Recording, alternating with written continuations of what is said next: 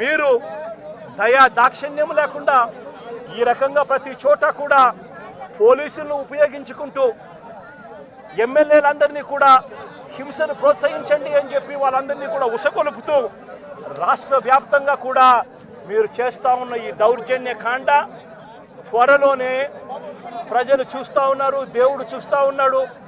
ఖచ్చితంగా మీకు బుద్ధి చెప్పే పరిస్థితి త్వరలోనే వస్తుందని చెప్పి ఈ సందర్భంగా చంద్రబాబు నాయుడు గారికి గట్టిగా మందలిస్తూ చెప్తా ఉన్నా. అదే మాదిరిగా ఇంకొక విషయం కూడా చెప్తా ఉన్నా. అదే విధంగా ఇంకో విషయం కూడా చెప్తా ఉన్నా. ఇదే చంద్రబాబు నాయుడు గారికి చెప్తా ఉన్నా, ఇదే పోలీసులకు చెప్తా ఉన్నా. పోలీసులు ఎవరైతే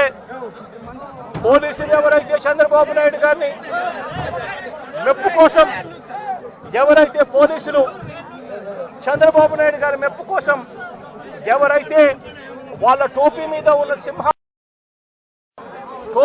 ఉన్న సింహాలకు సెల్యూట్ చేయకుండా చంద్రబాబు నాయుడు గారికి వాచ్మెన్ల కింద పనిచేస్తా ఉన్న ఆ ప్రతి పోలీస్ అధికారికి చెప్తా ఉన్నా, ఎల్లకాలం చంద్రబాబు నాయుడు గారి పరిపాలన సాగదు.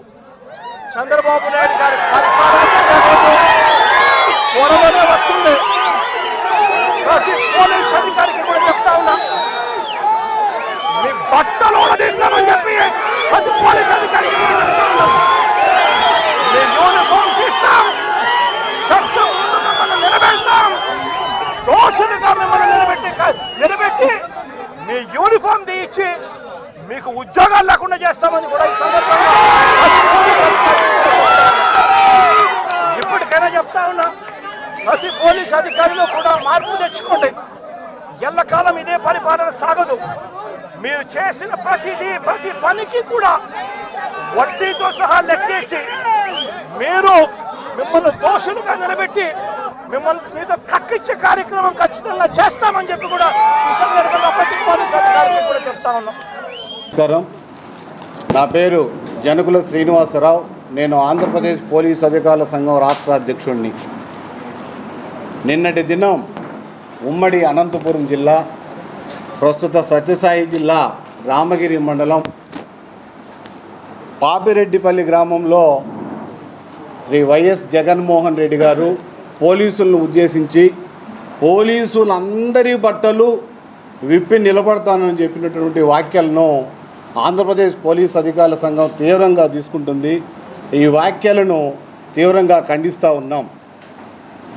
ఇటువంటి వ్యాఖ్యలు ఒక మాజీ ముఖ్యమంత్రిగా ఉన్న మీరే ఇలా మాట్లాడితే ఈ సభ్య సమాజం ఏమనుకుంటుందో ఓసారి మీరు ఆలోచించాల్సిన చెప్పి ఈ సందర్భంగా విజ్ఞప్తి చేస్తూ ఉన్నాం.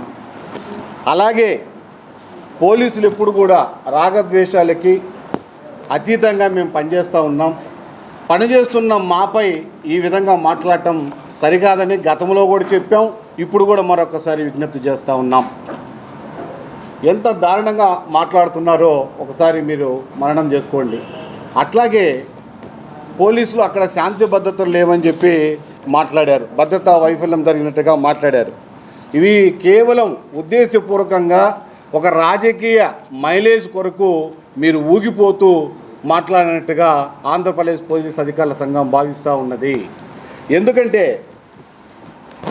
చాలా అంటే ఎట్లా ఉందంటే మీరు మాట్లాడే మాటలు, పోలీసు అందరి బట్టలు తీస్తారంటే పోలీసు బట్టలు ఎవరంటే వారు వేసుకోవటానికి, ఎవరంటే వాళ్ళు విప్పుకోవటానికి ఇదేమన్నా ఫ్యాషన్ షో అనుకుంటున్నారో నాకు అర్థం కావడంలే. ఇదేమన్నా ఫ్యాషన్ షోనా ఎవరంటే బట్టలు ఇప్పదీసి చూసేసుకుని వెళ్ళిపోవటానికి? పోలీసులు అంటే ఒక రాజ్యాంగ పరంగా ప్రజా భద్రతకి, ప్రజారక్షణకి సంబంధించినటువంటి ఒక ఉక్కు కవచం ఇది పోలీసు యూనిఫామ్ అంటే. దీన్ని అందరూ కూడా గౌరవించాల్సింది. ఎందుకంటే రాజ్యాంగాన్ని గౌరవించాలంటే పోలీసు వ్యవస్థ కూడా గౌరవించాల్సిందే. అటువంటి పోలీసు వ్యవస్థని మీరే మాజీ ముఖ్యమంత్రిగా మీరే శాంతి భద్రతలకు విఘాతం కలిగించే విధంగా మాట్లాడితే ఇంకా శాంతి భద్రతలు ఎక్కడుంటాయి? మీకు తెలుసా మా పరిస్థితి ఎలా ఉందో?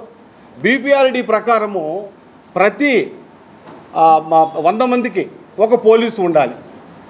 ఇప్పుడు ఇంకొంచెం పెరిగింది, 150 మందికి ఒక పోలీసు ఉండాలని అనుకున్నా కూడా ఈ రోజుల్లో 1200 నుంచి 1300 మందికి ఒక పోలీసు ఈరోజు అతన్ని విధి నిర్వహణ చేస్తూ ఉన్నాడు. అంటే ఎంత తీవ్ర ఒత్తిడి ఉందో దయచేసి మీ ప్రజలు కూడా అర్థం చేసుకోవాలా.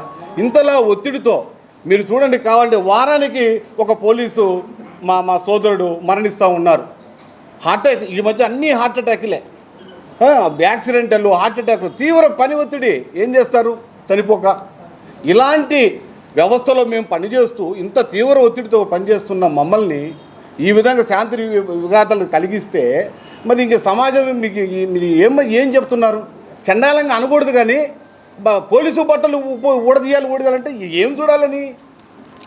ఎంత దారుణమైన మాటలండి ఈ పదాలు. ఎట్లా? నిజంగా చాలా బాధాకరం.